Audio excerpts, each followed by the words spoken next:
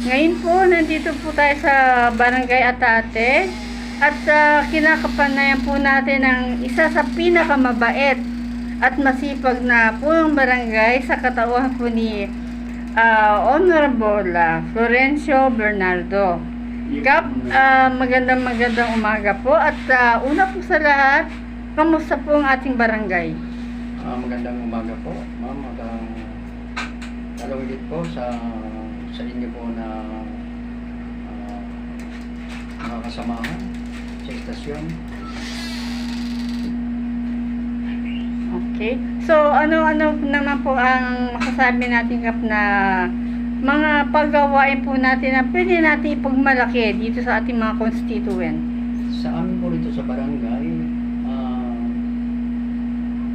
ang barangay po namin ay hindi tumigil sa pagpapagawa. Kahit nung panahon po ng kampanyahan, marami nagtatanong sa akin, anong ginawa ko? Bakit hindi ba bago po ng eleksyon, magkaroon ng election ban, bawal ang pagawain. Pero sa akin po, dahil sabi ko nga, walang kasiguraduhan ng politika, baka hanggang doon na lang ako, hindi ako manalo. Kaya sinamantala ko rin po pagkataon bago po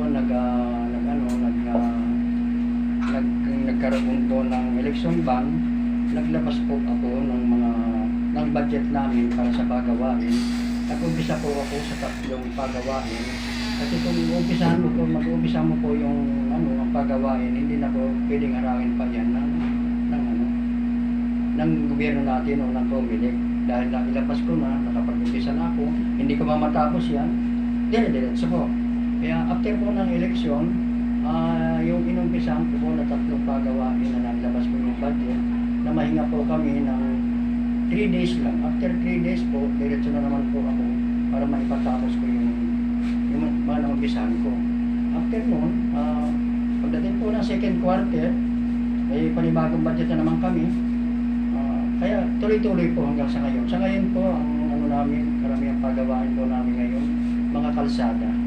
At ito pong opisina ng aming SK, ito pong nasa kabila, expansion po itong housing office namin. Yan po yung yano ko sa mga SK namin para magkaroon sila ng sarili ng opisina. Para matuto sila, malaman nila kung ano yung mga pangangailangan nila, kailangan ng mga kabataan. Kasi kung nanatili po na sila yung nakaasa sa akin, nakaasa sa mga barangay official, hindi sila matututo. Okay. So, Kap, bukod po rito sa inyong mga nabanggit, ano pa po yung ating masasabi yung mga paparating na proyekto para sa pakinabang ng ating mga constituent? Tuloy-tuloy po kasi po ako po yung pinakamalaking barangay, ako yung pinakamaraming pagawain, lalo na po sa kalsada. Kung yung pong 18 barangay, ang pinag-uusapan ay meters lang, ilang metro lang ang kalsadang pagawain. Sa akin po ang pinag-uusapan sa barangay ko, kilometro. Kasi po ang barangay ko po, halos ang isang grupo lang, katapat na po halos ng 5 barangay sa poblasyon ang kalsada. Imagine niyo ma'am, ako lang siguro ang barangay na mayroon 5 daycare, mayroon akong ALS, sa ngayon po, mayroon po akong 2 elementary na sa susunod na school year, magiging tatlo na po ang elementary ko. Sa pabahay naman, ilan po yung minatsi ko. Mayroon akong AKAP, mayroon ako San Lorenzo, mayroon po akong kasalukuyan na ngayon, yung pag-ibigin. Mayroon pa rin ako yung pag-ibig. Kaya ako po yung pinakamarami po na pabahay. Kaya wala sa vocabulary ko siguro mamahinga. Obligadong gawin ko, magsipag ako para makabawi naman ako sa pagtitiwala ng aking mga barangay. Okay. So, Kap, sa madaling salita, masasabi niyo po ba na ang Barangay Atate, ito po yung pinakamalaking barangay dito sa Palayan? Sa ngayon po, sa area po, sa mga pagawain nga, ako yung unang-una, ilang po yung babahay ko. Pero sa Butante po, pangalawa pa lang po kami. Pero kung makakapagpa-restore na po ang lahat dito sa akin, baka kami na po yung number 1. Okay, Kap. So, alam ko po na marami ho kayong mga ginagawa at abalang-abala ho tayo. So, Kap, huling mensahe na lang po para sa ating mga kabarangay po rito. Ma'am, unahin ko na po siguro yung pagpapasalamat sa ating minamahal na Mayora. Kasi kung wala po siya, wala ang pamilya ko Ibas, saan pupulutin ang barangay ko? Ang laki po ng tulong na nabibigay sa akin ng pamilya ko Ibas. Hindi lang po sa akin, kung hindi sa buong barangay Atake po. Malaking tulong po ang nabibigay sa amin ng Ate Bian. Kaya Ate Bian, thank you very much. Kay Sir Bong, at sa dati naming Mayora. Maraming salamat po sa mga tulong niyo.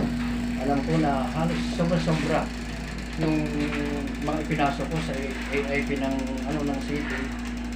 Dahil hindi naman po kaya ng budget ng barangay, kaya naisipan ko na sa inyo po idalhin lahat. Ate Marge, thank you very much. Sa laming pagpapalalim sa akin at sa lahat ng mga head office ng ating minamahal na city ng Palayan. Thank you very much po sa pag-alala niyo sa akin. Wala naman akong ibang matatakbuhan kung hindi kayo po. Kung wala po kayo, hindi ko po magagawa ang lahat ng ito. Sabi nga nila, wala akong tigil ng pagpapagawa. Pero malaking bahagi po ang pagtulong niyo sa akin. Thank you very much po. Okay.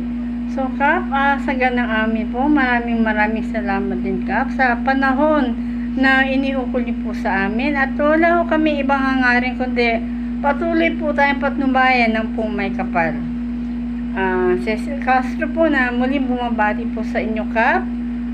Maraming salamat po. Ingat po lagi. Thank you rin po at maraming salamat po at huwag po sana kayong magsawa sa pagsubaybay sa akin, sa amin, sa mga kabarangay ko at asahan po ninyo na bukas po ang barangay ko